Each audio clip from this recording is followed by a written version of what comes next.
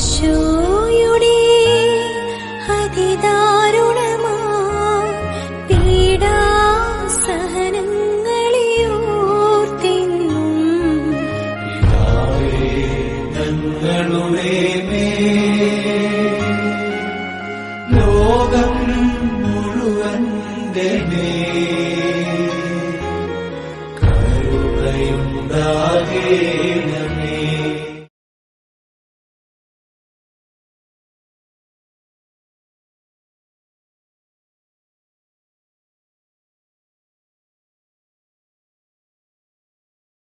മിശിഹായിരിക്കും സ്തുതിയായിരിക്കട്ടെ.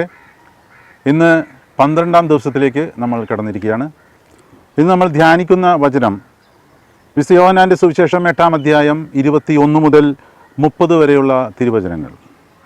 യേശു വീണ്ടും അവരോട് പറഞ്ഞു, ഞാൻ പോകുന്നു, നിങ്ങളെന്നെ അന്വേഷിക്കും, എന്നാൽ നിങ്ങളുടെ പാപത്തിൽ നിങ്ങൾ മരിക്കും.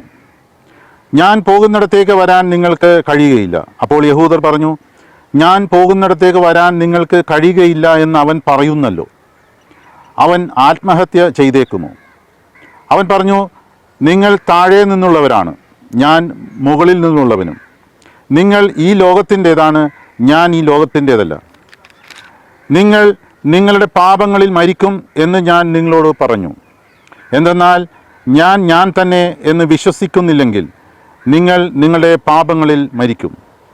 അപ്പോൾ അവർ ചോദിച്ചു, നീ ആരാണ്? യേശു പറഞ്ഞു, ആരംഭം മുതലേ ഞാൻ നിങ്ങളോട് പറഞ്ഞിരുന്നത് തന്നെ. എനിക്ക് നിങ്ങളെക്കുറിച്ച് പലതും പറയാനും വിധിക്കാനുമുണ്ട്. എന്നെ അയച്ചവൻ സത്യവാനാണ്. അവിടുത്തെ അധരത്തിൽ നിന്ന് കേട്ടത് ഞാൻ ലോകത്തോട് പറയുന്നു. പിതാവിനെക്കുറിച്ചാണ് അവൻ തങ്ങളോട് സംസാരിച്ചതെന്ന് അവർ മനസ്സിലാക്കിയില്ല. അതുകൊണ്ട് യേശു പറഞ്ഞു, നിങ്ങൾ മനുഷ്യപുത്രനെ ഉയർത്തിക്കഴിയുമ്പോൾ ഞാൻ തന്നെ എന്നും ഞാൻ സ്വമേധയാ ഒന്നും പ്രവർത്തിക്കുന്നില്ല, പ്രത്യുത എൻ്റെ പിതാവ് എന്നെ പഠിപ്പിച്ചതുപോലെ ഇക്കാര്യങ്ങൾ ഞാൻ സംസാരിക്കുന്നുവെന്നും നിങ്ങൾ മനസ്സിലാക്കും. എന്നെ അയച്ചവൻ എന്നോട് കൂടെയുണ്ട്. അവിടുന്ന് എന്നെ തനിയെ വിട്ടിരിക്കുകയല്ല, കാരണം ഞാൻ എപ്പോഴും അവിടത്തേക്ക് ഇഷ്ടമുള്ളത് പ്രവർത്തിക്കുന്നു. ഇത് പറഞ്ഞപ്പോൾ വളരെ പേർ അവനിൽ വിശ്വസിച്ചു.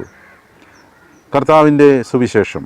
വിശുദ്ധ യോഹന്നാൻ്റെ സുവിശേഷത്തിൽ 8-ാം അധ്യായം 24-ഉം 28-ഉം തിരുവചനങ്ങളിൽ നമ്മൾ 2 പ്രാവശ്യം വായിക്കുന്നുണ്ട്, ഞാൻ തന്നെ എന്ന്.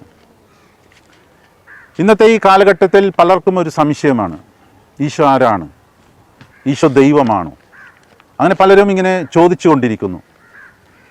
ഈശോ ദൈവമാണ് എന്ന് പറയുന്നവർക്ക് പോലും സംശയം വരത്തക്ക രീതിയിലാണ് പലതും കേൾക്കുന്നത്.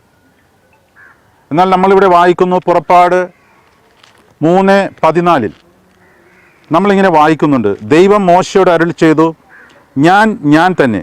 ഇസ്രായേൽ മക്കളോട് നീ പറയുക, ഞാനാകുന്നവൻ എന്നെ നിങ്ങളുടെ അടുത്തേക്ക് അയച്ചിരിക്കുന്നു. 15-ാം വചനം ഇങ്ങനെ പറയുന്നു, അവിടുന്ന് വീണ്ടും അരുളി ചെയ്തു, ഇസ്രായേൽ മക്കളോട് നീ പറയുക, നിങ്ങളുടെ പിതാക്കന്മാരുടെ ദൈവമായ കർത്താവ് അബ്രഹാത്തിൻ്റെയും ഇസഹാക്കിൻ്റെയും യാക്കോബിൻ്റെയും ദൈവം എന്നെ നിങ്ങളുടെ അടുത്തേക്ക് അയച്ചിരിക്കുന്നു. ഇതാണ് എന്നേക്കും എൻ്റെ നാമധേയം. അങ്ങനെ സർവ പുരുഷാന്തരങ്ങളിലൂടെയും ഈ നാമധേയത്താൽ ഞാൻ അനുസ്മരിക്കപ്പെടണം. ഇതാ ഈ പുറപ്പാട് പുസ്തകത്തിൽ വ്യക്തമായി തന്നെ ദൈവം തന്നെ പരിചയപ്പെടുത്തുന്നു, ഞാൻ തന്നെ. ഇസ്രായേൽ ജനത്തെ ഈജിപ്തിൽ നിന്നും രക്ഷിച്ച് കാനാൻ ദേശത്തേക്ക് കൊണ്ടുപോയി അവർക്ക് അവരുടെ ദേശം കൊടുക്കാമെന്ന് വാഗ്ദാനം ചെയ്യുന്ന ദൈവം, ആ ദൈവം സ്വയം പരിചയപ്പെടുത്തുന്നത് ഞാൻ തന്നെ. 40 വർഷം ഇസ്രായേൽ ജനം ആ ദൈവത്തിൻ്റെ വാക്കുകൾ ശ്രവിച്ചു, അനുസരിച്ചു. അതിൻ്റെ ഫലമായി അവർക്ക് ആ കാനാൻ ദേശം, ദൈവം വാഗ്ദാനം ചെയ്ത കാനാൻ ദേശം അവർക്ക് ലഭിച്ചു. ഇവിടെ ഇപ്പോൾ ഇതാ ഈശോ പറയുകയാണ്, ഞാൻ തന്നെ. എന്നാൽ ഈശോ രക്ഷകൻ എന്ന നിലയിൽ എന്താണ് നമുക്ക് വാഗ്ദാനം തരുന്നത്? ഈശോ തരുന്നത് നിത്യജീവനാണ്. പഴയ നിയമത്തിൽ നമ്മൾ കാനാൻ ദേശമാണ് ദൈവം വാഗ്ദാനം ചെയ്യുന്നത് ആയിട്ട് കാണുന്നെങ്കിൽ ഇവിടെ ഈശോ തരുന്നത് നിത്യജീവനാണ്. കാനാൻ ദേശം കൈവശമാക്കാൻ അവർ 40 വർഷമാണ് ദൈവത്തെ അനുസരിച്ചെങ്കിൽ ഇന്ന് യുഗങ്ങളോളം ഈശോയുടെ വാക്കുകൾ അനുസരിക്കുവാൻ ഈശോ ആവശ്യപ്പെടുകയാണ്. ഇപ്പോൾ 2000 വർഷമായി ഈശോയുടെ വാക്കുകൾ നമ്മൾ അനുസരിക്കേണ്ടിയിരിക്കുന്നു.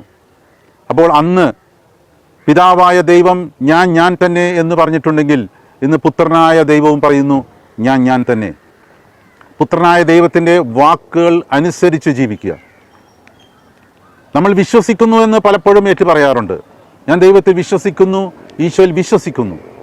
എന്നാൽ ഈശോയിൽ വിശ്വസിക്കുന്നു എന്ന് പറയുന്ന ഒരു വ്യക്തി ഈശോയുടെ വചനം ജീവിക്കും. ഈശോയുടെ വചനം ജീവിച്ചാൽ മാത്രമേ നമ്മൾ വിശ്വസിക്കുന്നുണ്ട് എന്നുള്ളത് പൂർണ്ണമാവുകയുള്ളൂ. അപ്പോൾ നമ്മൾക്ക് എപ്പോഴും ഒരു വിശ്വാസം വേണം. എങ്ങനെയാണ്? ജീവിച്ചുകൊണ്ടുള്ള വിശ്വാസം. ഇത് ഈ അധ്യായത്തിൽ തന്നെ നമ്മൾ 8-ാം അധ്യായം, യോഹന്നാന്റെ സുവിശേഷം 8-ാം അധ്യായം 1 മുതൽ നമ്മൾ വായിക്കുന്നത് ആ വ്യഭിചാരിണിയെ ഈശോ രക്ഷിക്കുന്നതാണ്. ഈശോയുടെ വചനം എന്താണ്? ഈശോയുടെ വചനം സ്നേഹത്തിൻ്റെ വചനമാണ്. വ്യഭിചാരിണിയെ നിയമമനുസരിച്ച് കല്ലെറിഞ്ഞ് കൊല്ലുവാൻ കൊണ്ടുവരുന്ന ആളുകൾ, മോശയുടെ നിയമം അനുസരിച്ച് മോശ പറഞ്ഞിരിക്കുന്നത് വ്യഭിചാരത്തിൽ പിടിക്കപ്പെട്ടവരെ കല്ലെറിഞ്ഞ് കൊല്ലണം. ഇതാ ഈശോയുടെ മുൻപിൽ വന്നു. എന്നാൽ ഈശോ ആ വ്യഭിചാരിണിയെ രക്ഷിക്കുകയാണ് ചെയ്തത് തൻ്റെ സ്നേഹം കൊണ്ട്. സ്നേഹത്തിലൂടെ രക്ഷിക്കുന്ന ഈശോയുടെ നിയമമാണ് പുതിയ നിയമം. പഴയ നിയമത്തിൽ തെറ്റ് ചെയ്യുന്ന ആ വ്യക്തിയെ കല്ലെറിഞ്ഞ് കൊല്ലണമെങ്കിൽ ഇതാ ഞാൻ തന്നെ എന്ന് പറയുന്ന ഈശോ പറയുന്നു, സ്നേഹത്തിലൂടെ ആ തെറ്റുകാരിയെ രക്ഷിക്കണം. ഈശോ രക്ഷിച്ചു. പക്ഷേ ഈശോയുടെ ആ തെറ്റുകാരുടെ ജീവൻ മാത്രമല്ല രക്ഷിച്ചത്, അവളെ നിത്യജീവന് യോഗ്യയാക്കി. അതാണ് ഞാൻ തന്നെ എന്ന് പറയുന്ന ഈശോയുടെ വചനം. നമ്മൾ മനസ്സിലാക്കുക, മത്തായിയുടെ സുവിശേഷത്തിൽ 5-ാം അധ്യായത്തിൽ 20-ാം തിരുവചനം ഇങ്ങനെ പറയുന്നു, നിങ്ങളുടെ നീതി നിയമജ്ഞരുടെയും ഫരീസരുടെയും നീതിയെ അതിശയിക്കുന്നില്ലെങ്കിൽ നിങ്ങൾ സ്വർഗരാജ്യത്തിൽ പ്രവേശിക്കുകയില്ലെന്ന് ഞാൻ നിങ്ങളോട് പറയുന്നു. നമ്മളുടെ നീതി നിയമജ്ഞരുടെയും ഫരീസരുടെയും നീതി അതിശയിക്കണമെന്നാണ് ഈശോ പറയുന്നത്. എങ്ങനെയാണ് അതിശയിക്കാൻ സാധിക്കുന്നത്? അവർക്കൊരു നിയമമുണ്ട്, കണ്ണിന് പകരം കണ്ണ്, പല്ലിന് പകരം പല്ല്. അതിനെ അതിശയിക്കുന്ന നീതി എന്താണ്? അതിനെ അതിശയിക്കുന്ന നീതിയാണ് ഞാൻ തന്നെ എന്ന് പറയുന്ന ഈശോയുടെ നിയമം. അത് സ്നേഹമാണ്. അപ്പോൾ സ്നേഹത്തിൻ്റെ നിയമമാണ് കഴിഞ്ഞ 2000 വർഷമായിട്ട് നമ്മൾ കേൾക്കുന്നത്. നമുക്ക് കൈയടക്കേണ്ടത് കാനാൻ ദേശമല്ല, ഈ ലോകത്തിലെ ഒരു ദേശവുമല്ല, നിത്യജീവിതമാണ്. സ്വർഗരാജ്യമാണ് നമ്മൾ കീഴടക്കേണ്ടത്. അതിനുള്ള നിയമം സ്നേഹമാണ്. അതിനുള്ള നിയമം ഇവിടെയുള്ള നിയമത്തെ അതിശയിപ്പിക്കണം. ആ നിയമമാണ് ഈശോ തരുന്നത്. ഇതാ 8-ാം അധ്യായത്തിൽ 12 മുതലുള്ള തിരുവചനങ്ങൾ നമ്മളിങ്ങനെ വായിക്കുന്നു. ഈശോ പറയുന്നു, ഞാൻ ലോകത്തിൻ്റെ പ്രകാശമാണ്. എന്നെ അനുഗമിക്കുന്നവൻ ഒരിക്കലും അന്ധകാരത്തിൽ നടക്കുകയില്ല, അവന് ജീവൻ്റെ പ്രകാശമുണ്ടായിരിക്കും. ഞാൻ തന്നെ എന്ന് പറയുന്ന ഈശോ പറയുന്നു, ഞാൻ പ്രകാശമാണ്. എന്നെ അനുഗമിക്കുന്നവൻ ഒരിക്കലും അന്ധകാരത്തിൽ നടക്കുകയില്ല. അപ്പോൾ ഇതാണ് ഈശോ ദൈവമാണ് എന്നുള്ള ഏറ്റവും വലിയ തെളിവ്.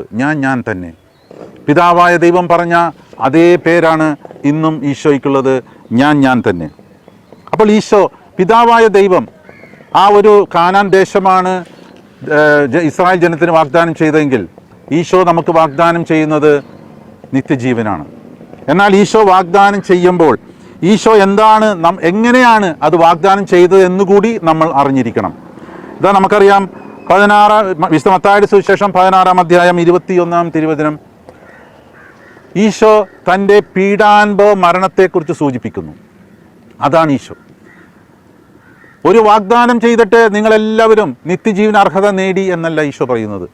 നമുക്ക് വേണ്ടി പീഡനങ്ങളേറ്റ് മരിക്കാൻ തയ്യാറാകുന്ന ഈശോ. അതിൻ്റെ സൂചനയാണ് ഈശോ പറയുന്നത്, ഞാൻ പീഡനങ്ങളേറ്റ് മരിക്കും. അത് മറ്റുള്ളവർക്ക്, ശിഷ്യന്മാർക്കൊന്നും ഉൾക്കൊള്ളാൻ സാധിക്കുന്നില്ല.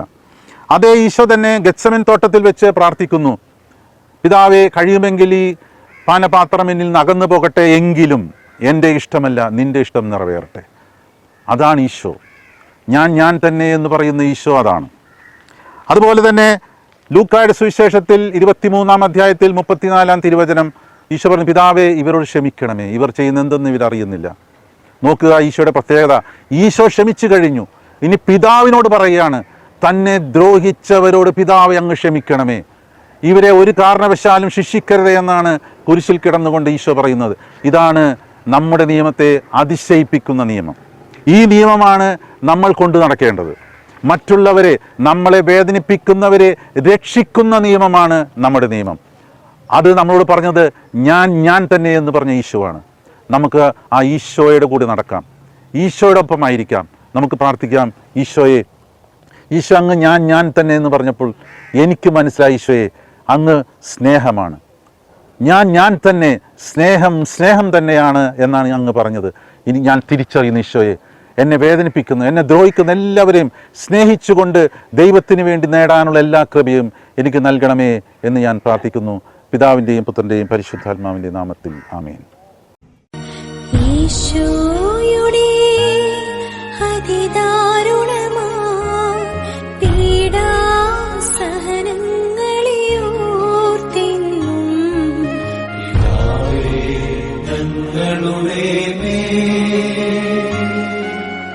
ലോകം മുഴുവന്റെ മേൽ കരുണയുണ്ടാകേണമേ.